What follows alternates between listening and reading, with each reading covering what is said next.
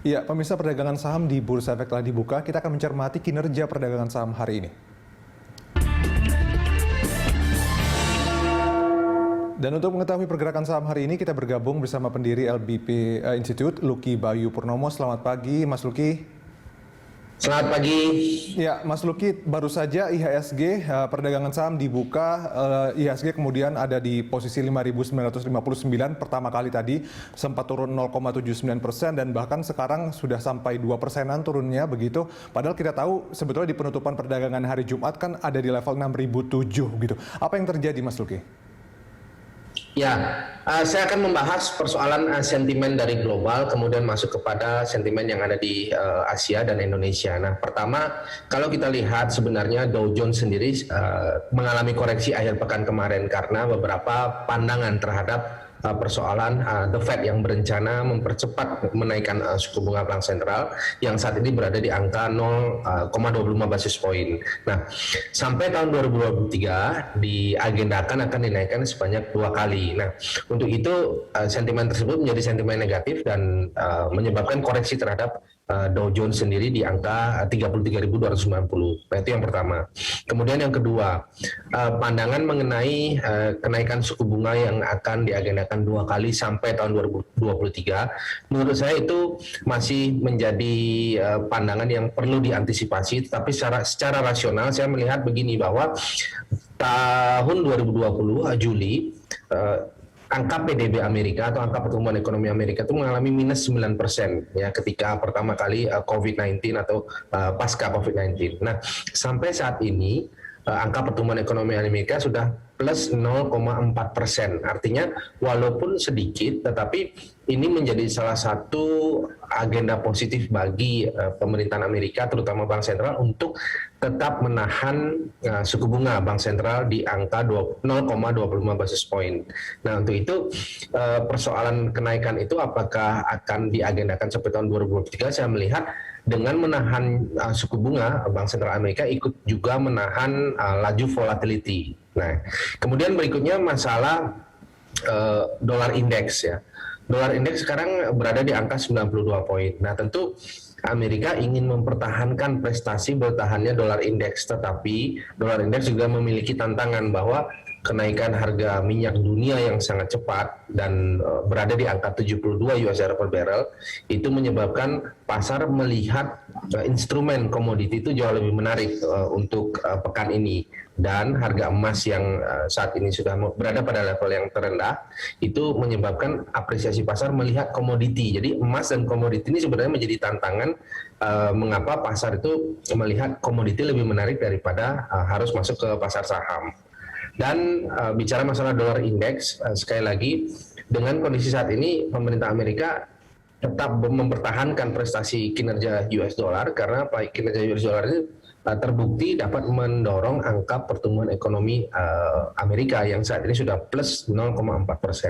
Nah, itu dari Amerika. Kemudian kita lihat pembukaan regional Asia saat ini masih cukup mengalami koreksi dan akhirnya berdampak kepada Bursa Efek Indonesia yang berada di bawah angka psikologis 6.000. Nah, untuk itu pendapat saya bahwa sebenarnya tren kinerja indeks harga saham gabungan ke depan itu masih cenderung dapat mengalami koreksi, tetapi terbatas dengan angka yang akan diuji adalah 5.950. Dan sekali lagi bahwa selama ini indeks harga saham gabungan telah berjuang itu mempertahankan levelnya di angka level psikologis 6.000. Artinya selama indeks tidak begitu jauh dari angka psikologis 6.000, pada dasarnya potensi indeks untuk mengalami reversal itu dapat dialami. Oke, dan kalau kita bicara soal pekan lalu sendiri kan sebetulnya IHSG ini bergeraknya juga di bawah level 6.000 dan kemudian bahkan di bawah level 6.100 tapi masih di atas 6.000 begitu, dan kemudian tadi dibuka dan ini tadi kita baru lihat juga datanya bahwa sampai sekarang pun masih di 5.900-an 20-an gitu ya, bahkan 5.910-an begitu. Nah, apakah untuk pekan ini sendiri IHSG bisa tembus di level 6.000 atau bisa sampai 6.100?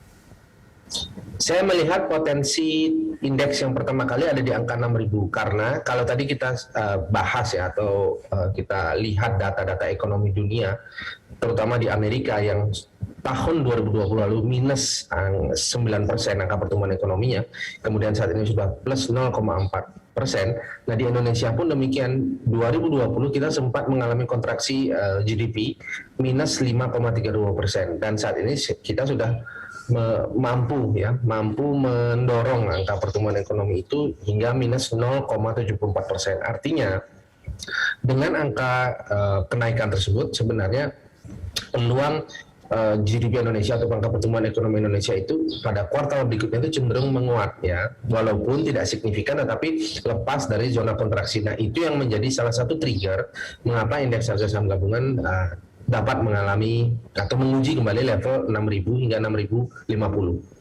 Oke, Mas Luki, ini kita kalau melihat sentimen dari dalam negeri sendiri, angka COVID melonjak ya. Kemarin datanya 13 ribuan, bahkan lebih tepatnya 13.737 kasus baru. Begitu, apakah sentimen ini masih akan menekan IHSG hari ini?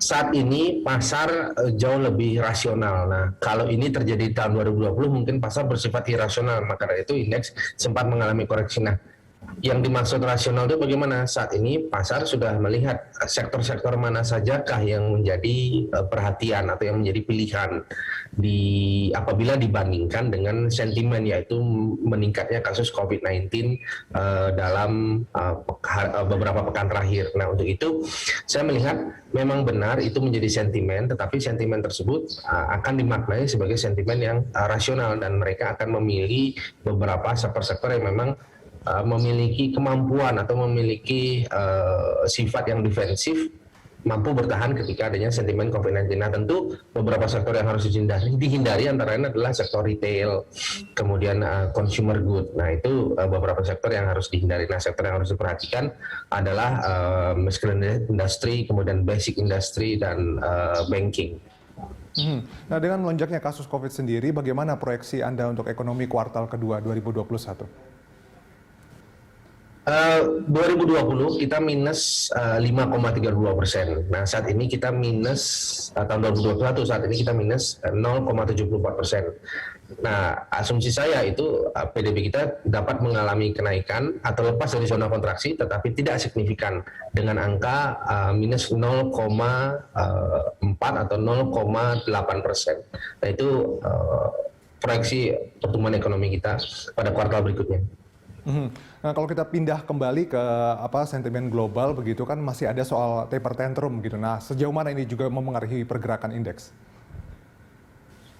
Pada prinsipnya pasar itu melihat kinerja bank sentral saat ini sudah lebih cekatan ya dalam mengatasi persoalan-persoalan apakah itu adanya COVID-19 dan adanya kinerja-kinerja atau regulasi di era Joe Biden yang baru terpilih sebagai presiden. Nah untuk itu sebenarnya ini momentum, karena apa? Momentum positif karena terpilihnya Joe Biden sebagai pimpinan negara yang baru ini dapat merefleksi segala bentuk kebijakan yang dipandang penting dalam rangka pemulihan ekonomi, dan kenyataannya Amerika berhasil lepas dari zona negatif ya dari pertumbuhan ekonomi dan sekarang berada di angka plus 0,4%. Nah, artinya global melihat bahwa sebenarnya kinerja pemerintahan Amerika yang mempengaruhi kinerja indeks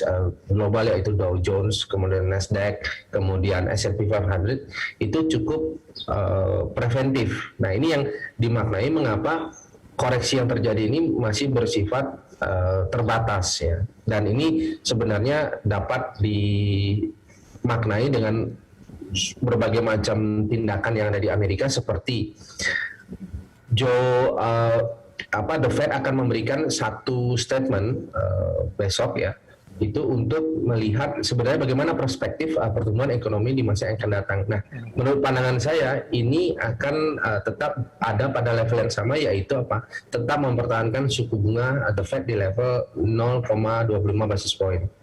Ya, Mas Luki, lalu secara umum sentimen apa saja kemudian yang bisa mendongkrak IHSG supaya rebound? Pertama, tentu dari global dulu, ditahannya suku bunga bank sentral. Kemudian yang kedua, di Indonesia sendiri.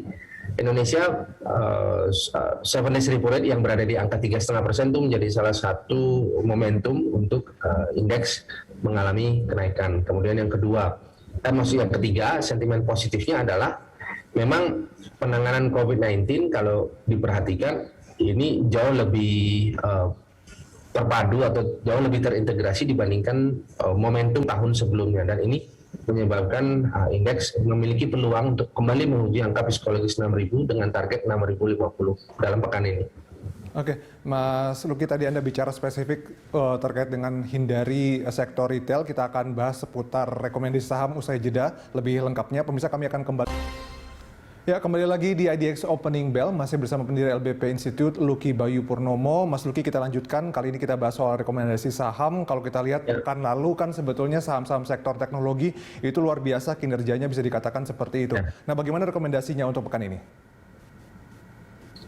Pertama, saya memberikan strategi untuk memperhatikan sektor-sektor yang memiliki satu kegiatan usaha yang terintegrasi atau yang terpadu dan terdiversifikasi, antara lainnya adalah Astra International.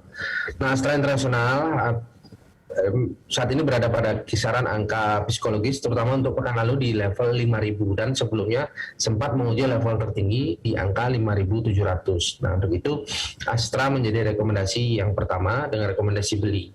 Dan dari angka 5.000 atau dari kisaran angka psikologis tersebut, target Astra adalah 5.500 hingga 5.700. Nah, alasan-alasan mengapa kita harus memperhatikan sektor tersebut dan emiten-emiten tersebut, satu, bahwa kinerja fundamental itu menjadi kata kunci ya, bahwa dengan perkembangan teknologi Astra sendiri juga melakukan satu diversifikasi usaha dengan cara ikut serta dalam penyertaan beberapa saham-saham teknologi atau saham-saham financial teknologi.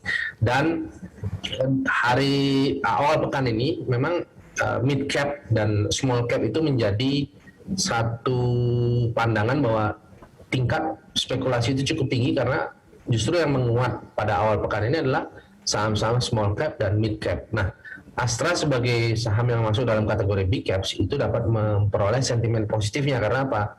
Mid cap dan small cap itu sedang memperoleh tingginya likuiditas. Nah, itu Astra. Kemudian yang kedua adalah Bank BRI. Nah, Bank BRI pun demikian.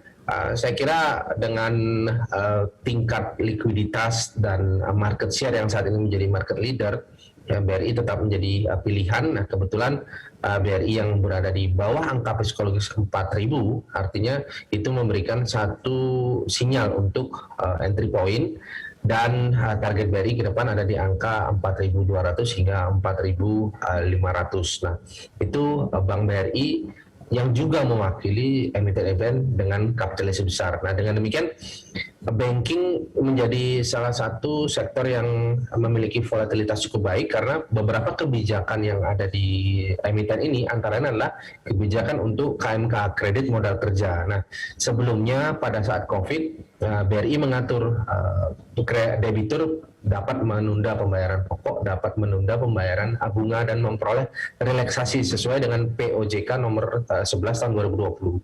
Nah, saat ini kebijakan setelah 1 tahun berjalan itu sudah mengalami perubahan, bahwa debitur dapat membayar pokok, dapat kembali membayar bunga. Nah, itu akan meningkatkan revenue dari Bank BRI, dan itu akan berdampak kepada nilai fundamental BRI untuk tahun 2021 dalam teritori positif.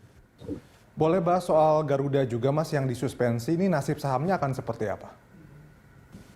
Ya, untuk Garuda sendiri sementara dapat dihindari, karena kita tahu ada beberapa problematika Garuda ya. Pertama adalah utang yang masuk dalam kategori US dollar. Nah, sementara US dollar itu ke depan cenderung menguat ya, karena apresiasi pasar masih melihat dolar indeks yang berada di angka 92 cenderung menguji level 93. Nah, untuk itu nanti akan ada tantangan mengenai persoalan fundamental Garuda. Nah, saya berpendapat bahwa saham ini atau emiten ini dapat dihindari untuk sementara waktu. Nah, kemudian yang kedua, apabila kita lihat proses yang ingin dilakukan oleh perusahaan, yaitu melakukan restrukturisasi hutang, nah tentu proses restrukturisasi itu tidak dapat berjalan secara cepat apabila persoalan-persoalan inti daripada Garuda itu tidak teratasi. Nah, persoalan inti sebenarnya ada pada persoalan fundamental dari kacamata keuangan, yaitu apa? Hutangnya dalam bentuk US dollar, kemudian periode hutangnya, ya, kemudian yang terakhir interest atau beban bunga yang akan dibebankan kepada Garuda tersebut. Nah, ini restrukturisasi ini menjadi salah satu pertimbangan untuk menghindari Garuda untuk sementara waktu. Ya, baik, terima kasih Mas Luki atas waktu dan juga rekomendasinya. Pemirsa, pendiri LBP Institute, Luki Bayu.